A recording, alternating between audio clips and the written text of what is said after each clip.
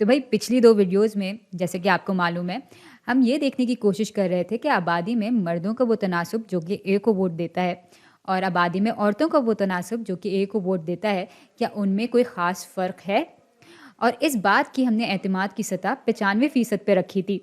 और फिर इतनी सारी बातें करके हमने P1 माइनस P2 के लिए एक इत्मीना वक़्फ़ा यानी कॉन्फिडेंस इंटरवल मालूम कर लिया था। लेकिन इस वीडियो में भई हम साफ-साफ सवाल करेंगे और हाइपोथेसिस बनाएँगे यानी मफ़रूज़ात बनाएँगे और फिर आदाद-ओ-शुमार की मदद से अपने सवाल के जवाब तक पहुँचेंगे। तो सबसे पहले तो मैं ये सारी चीज़ों को हटा दूँ। हाँ, अब हमारा नल मफ़रूज़ा ये है, मुख्तलिफ़ रंग से दिखा देती हूँ। हाँ, तो नल मफ़रूज़ा हमारा ये है कि कोई फ़र्क नहीं है दोनों के तनासुब में, कोई फ़र्क नहीं है, नहीं है के लिए थोड़ी-सी जगह बना लेते हैं।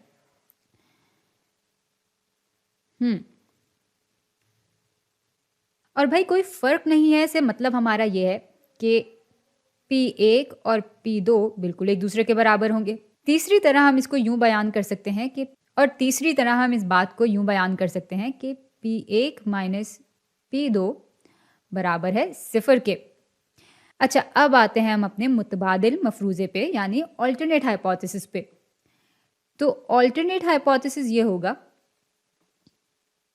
कि भई फ़र्क है इन दोनों के तनासुब में और इसको हम यूँ दिखा सकते हैं कि P1 P2 के बराबर नहीं है, यानी P1 माइनस P2 0 के बराबर नहीं होगा।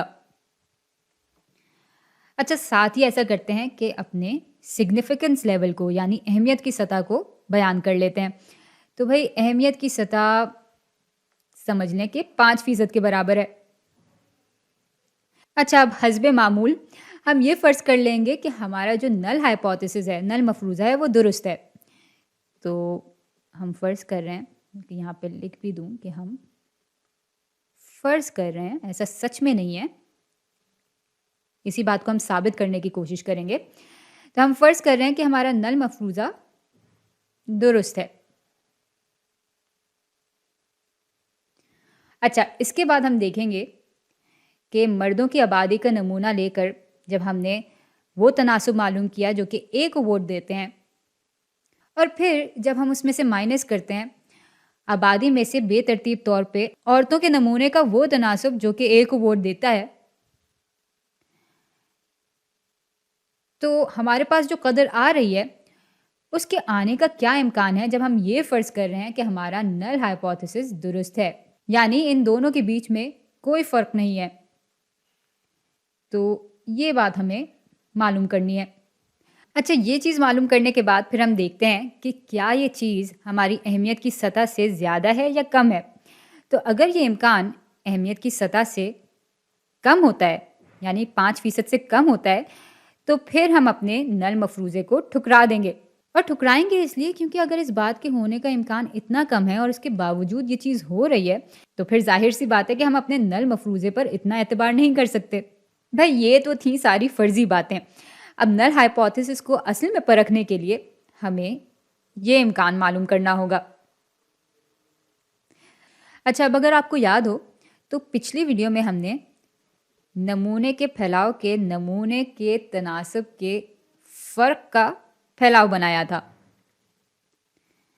और फ़र्क था P1 और P2 के बीच का। तो भाई ये फैलाव दिखा रहा होगा मर्दों के नमूने के तनासुब जो कि ए को वोट दे रहा है और औरतों के नमूने के तनासुब जो कि ए को वोट दे रहे हैं उनके फ़र्क को। तो ये है ये। अब मज़े की बात यह है कि अगर हम ये फ़र्ज़ कर रहे हैं कि हमारा नल मफ़रूज़ा दुरुस्त है, तो P1 और P2 के बीच में तो कोई फ़र्क ही नहीं होना चाहिए और अगर इनके बीच में कोई फ़र्क नहीं होगा, तो ज़ाहिर-सी बात है कि ये चीज़ बराबर हो जाएगी 0 के। तो फ़र्ज़ कर लेते हैं कि यही इसकी औसत कदर है, यानी P1 माइनस P2 के नमूने की जो औसत कदर है, वो बराबर है 0 के। अच्छा, दूसरी बात अगर आपको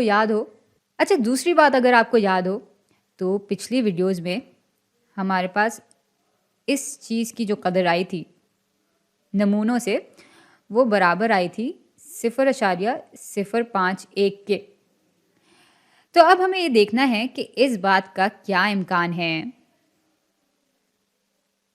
कि अगर हम फ़र्ज़ कर रहे हैं कि हमारा नल हाइपोथेसिस दुरुस्त है,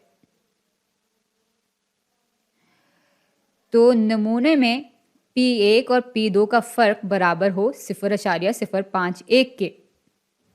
भाई इस पूरी चीज़ को हम प्यार से पी कदर भी कहते हैं, और पी कदर मालूम करने के लिए हमें देखना पड़ेगा कि ये जो 0.051 है वो इस फैलाव में इस मीन कदर से, इस औसत कदर से कितने स्टैंडर्ड डिविएशन दूर है, कितने मयारी इन्हिराफ दूर है।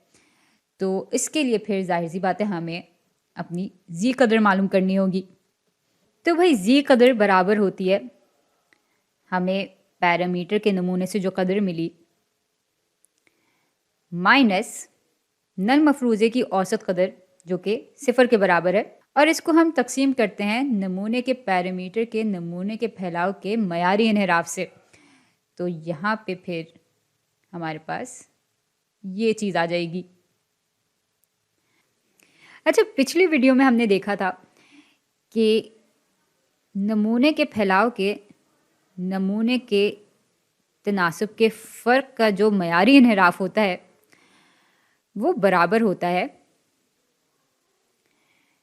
पहले नमूने के तनासुब ज़रब 1 माइनस पहले नमूने के तनासुब बटा n जमा दूसरे नमूने के तनासुब यानी औरतों के नमूने का तनासुब ज़रब 1 माइनस औरतों के नमूने के तनासुब बटा n के स्क्वायर रूट के।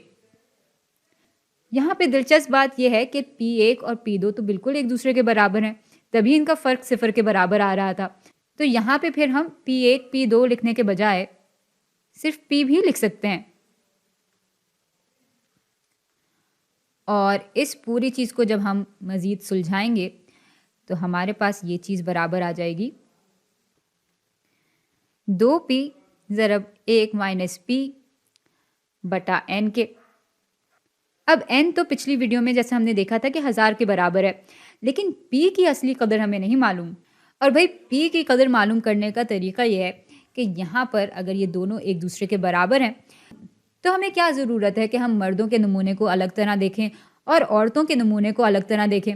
हम उन दोनों के नमूनों को आपस में जमा कर कर एक बड़ा नमूना भी तो बना सकते हैं। तो यूं फिर P के नमूने की कदर बराबर हो जाएगी, भाई कुल नमूना हमारे पास अब 1000 जमा 1000 यानी 2000 के बराबर है।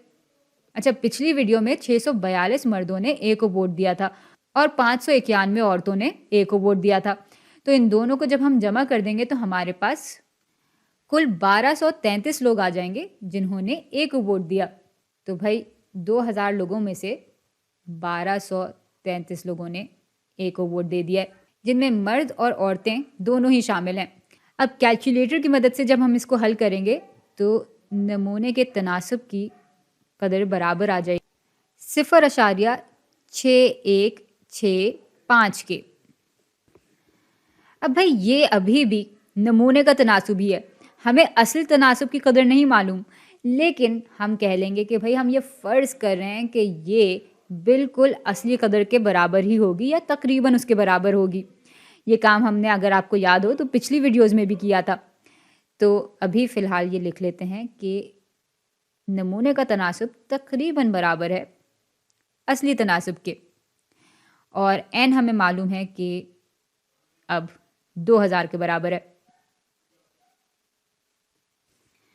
अच्छा हाँ, लेकिन यहाँ पर n 1000 के बराबर ही रहेगा, 2000 के बराबर नहीं रखेंगे हम इसको, क्योंकि भाई n को हमने 2000 के बराबर इसलिए रखा था ताकि हम मर्दों और औरतों का मिला जुला जो नमूने का तनासुब है वो मालूम कर सकें।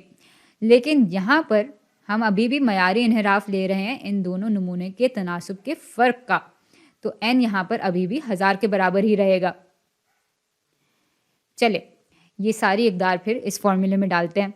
तो भाई मयारी इन्हिराफ हमारे पास इस चीज़ का बराबर आ जाएगा 2 ज़रब 0.6165 ज़रब 1 माइनस 0.6165 बटा 1000 के। अच्छा, इसको जब हम कैलकुलेटर में डालकर हल करेंगे तो फिर हमारे पास मयारी इन्हिराफ की कदर बराबर आ जाएगी तकरीबन 0.0217 के। अच्छा भाई, ये सब चीज़ें कर कर हमें ये मयारी इन्हिराफ तो मालूम हो गया।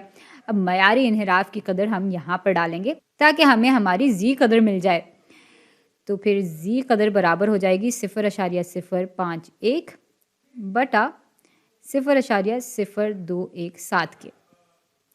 इसको ज़रा मैं ये अलग कर लूँ। अच्छा, इस पूरी चीज़ को जब हम कैलकुलेटर में डालकर हल करेंगे तो जी कदर हमारी बराबर आ जाएगी 2.35 के। अच्छा, अब चूंकि ये वीडियो इतनी लंबी हो गई है और हमने इतनी चीज़ें मालूम कर ली हैं इस वीडियो में, तो ज़रा दोहरा लेते हैं कि हम असल में क्या जानना चाह रहे थे। भाई, हम यहाँ पर फ़र्ज़ कर रहे हैं कि हमारा नल मफरूज़ा दुरुस्त है। नल मफरूज़ा ये कह रहा है कि P1 और P2 में कोई फ़र्क नहीं है, और अगर ये दुरुस्त है तो हम देखना चाह रहे हैं कि इस बात का क्या इम्कान है कि मर्दों और औरतों के नमूने के तनासुब का फ़र्क 0.051 के बराबर आए। तो भाई, असल में हमें इस पूरी चीज़ का इम्कान मालूम करना है, और इसके इम्कान मालूम करने के लिए हमने इसका जी स्कोर भी मालूम कर लिया है। चलें अब जी टेबल निकाल कर देखते हैं कि इस जी स्कोर पर क्या इम्कान मिलता है हमें। बल्कि जी टेबल पे जाने से पहले ज़रा देख लेते हैं कि ये जी स्कोर ज़ाहिरी तौर पर क्या चीज़ दिखा रहा है। भाई, ये जी स्कोर इस बात की निशानदेही कर रहा है कि नमूनों के तनासुब के फ़र्क का जो नमूने का फैलाव हमने बनाया है, ये जो बेतरतीब नमूने की कदर है यानी 0.051, वो औसत कदर से 2.35 मयारी इन्हिराफ गुना दूर है। अब भाई, अगर इस बात का इम्कान कम होता है 5% से, तो फिर हम कहेंगे कि भाई हमारा नल मफरूज़ा दुरुस्त नहीं है और हमारा मुतबादिल मफरूज़ा दुरुस्त है। और अगर ये इम्कान ज़्यादा होता है 5% से, तो हम अपने नल मफरूज़े को दुरुस्त मान लेंगे। चले भाई, अब जी टेबल निकाल ही लेते हैं। तो ये आ गया हमारा जी टेबल।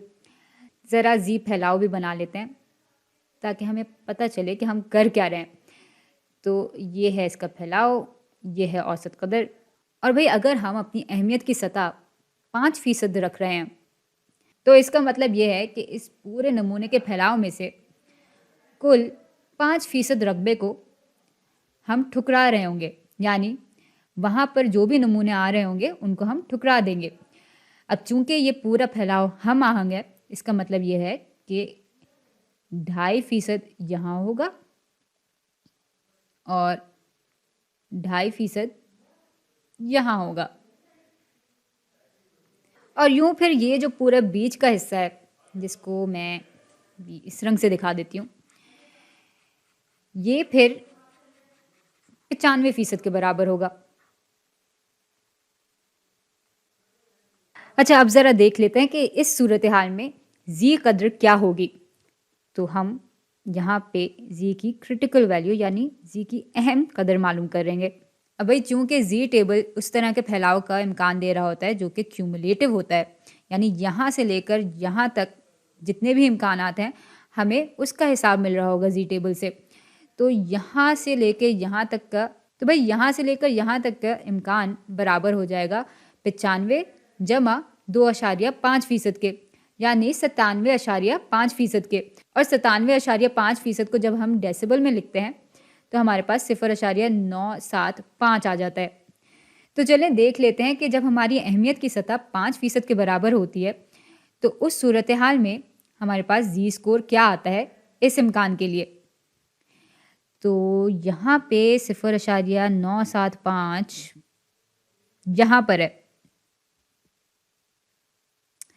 और इससे मुंसलिक जी कदर बराबर है 1.9 जमा 0.06 के।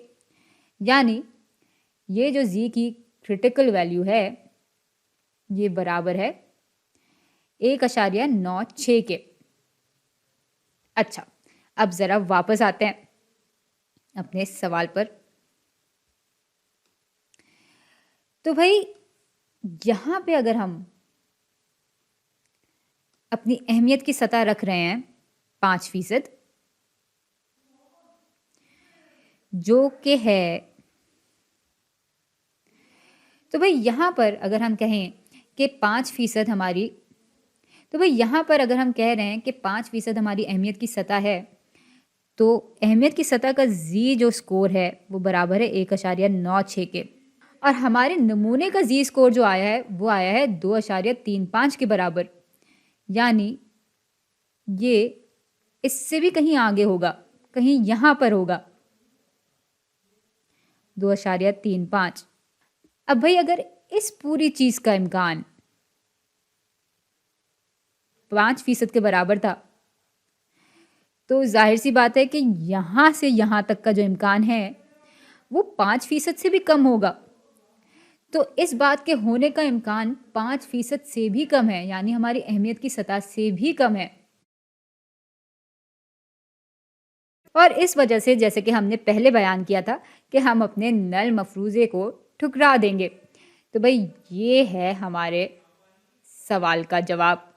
और अगर मैं इसको अच्छी तरह से बयान करूं तो हम कहेंगे कि भाई ऐसा सच नहीं है, ये सच नहीं है, बल्कि हमारा मुतबादिल मफरूज़ा दुरुस्त है कि औरतों का जो तनासुब है ए को वोट देने का और मर्दों का जो तनासुब है ए को वोट देने का, उनके बीच में फ़र्क है।